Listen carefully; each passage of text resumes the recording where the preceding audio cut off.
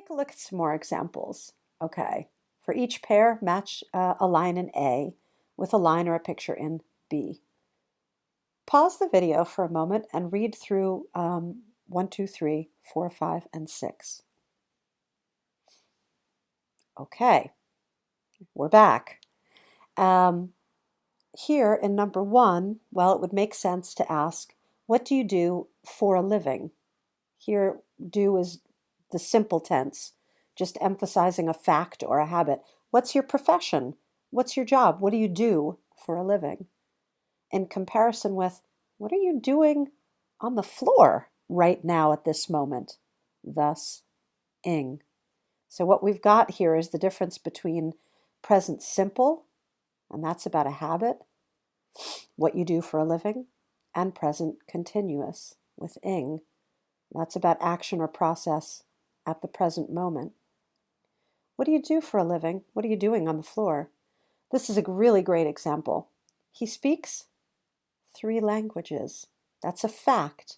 It's about him. It's generally true. Thus, we don't use ing. He's speaking to the teacher right now at this moment. Is speaking. There's present continuous. At the moment. Number 3, she has a house by the sea. Well, has shows a general fact. She is having a baby next month. This is present continuous used for a future action, but again, it's about a temporary event in time. Whereas here, we don't use ing because it's about a simple fact. She has a house by the sea. Hey, what have you done with my pen? I can't find it. Why do we use the past participle, the perfect tense? Have you done? Because it's about the result. I can't find my pen. What have you done with it? In comparison with, what have you been doing since I last saw you? Have been doing. There's one of our hybrid tenses. We've got the perfect, thus the result, but also the ing. Since I last saw you, this implies a period of time, thus action or process, and that's why we use that ing, since I last saw you. Who drank my beer? This is nice. You can see that here the beer is empty, and we don't use ing because it's about the result. The beer is empty. Who has been drinking my beer? Who's been drinking my beer? This is with the ing. The beer is not yet finished.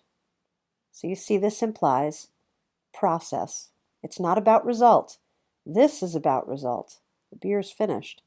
This is about process. It's still there. And lastly, I read that book. It was really good. It's a finished action. It was good. I was reading that book. I was in the middle of it, process, ing, when you called. So again, we do this a lot in English.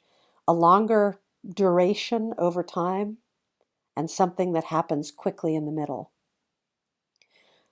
Now let's look at another example. I love this one. And again, these are from an old edition of the Headway series, the Intermediate Students book. And I think it's really clear and helpful.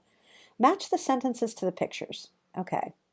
Number 1 reads, when Carol arrived home, Mike was cooking dinner. Oops, I missed a capital letter there, sorry. Number 2, when Carol arrived home, Mike cooked dinner.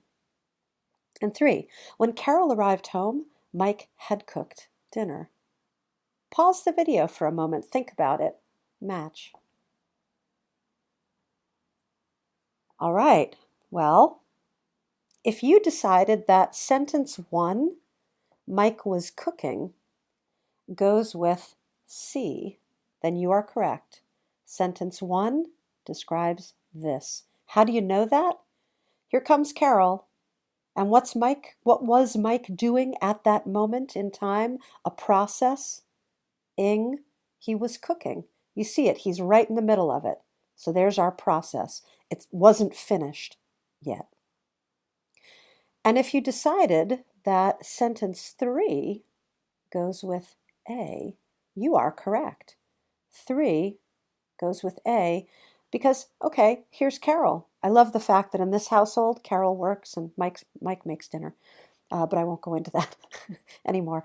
Um, you see that Mike had cooked dinner. Aha, the meal was already finished and ready on the table. Finished result, had cooked. Which tense was that? That's past perfect. Something that was finished and done, right? In the past, before something else. All right. So Mike had cooked dinner. Then Carol walked in. But what about number two? Well, here it's more like cause and effect.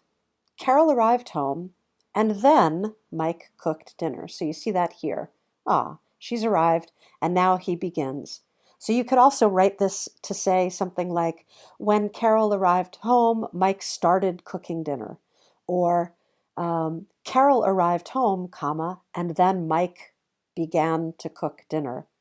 It's about cause and then effect.